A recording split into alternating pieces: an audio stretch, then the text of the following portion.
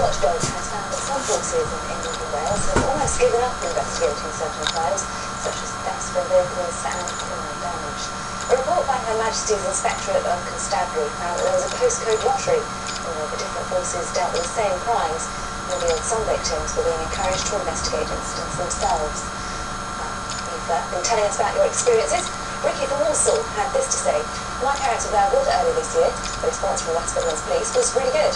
An officer stayed with them for a few hours, and crime scene officers attended within a couple of hours to check for fingerprints. They were kept up to date with the progress of the investigation."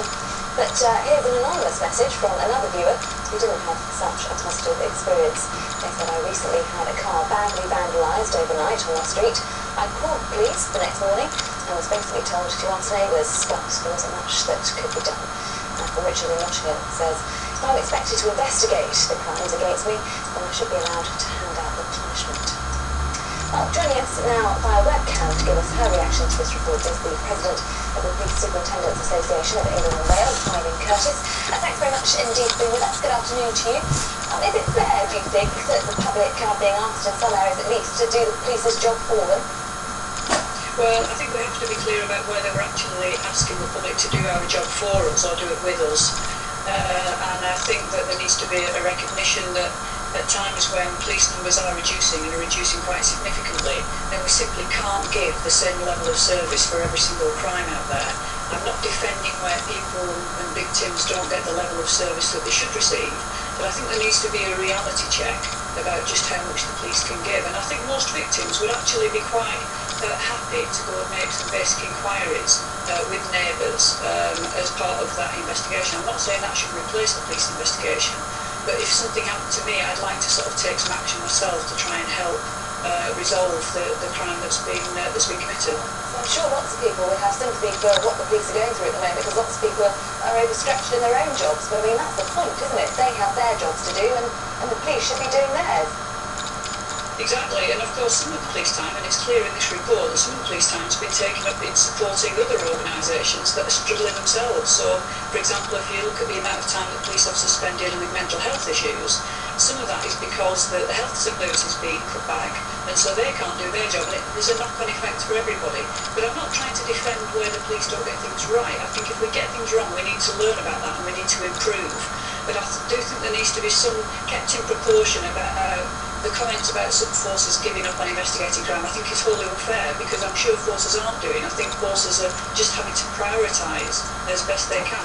But if with that prioritisation, crimes basically are not being investigated as this report has found, then in effect you're giving a deterrent, aren't you? So we do then have a situation when certain crimes are viewed or perceived to have become decriminalised, which is very dangerous.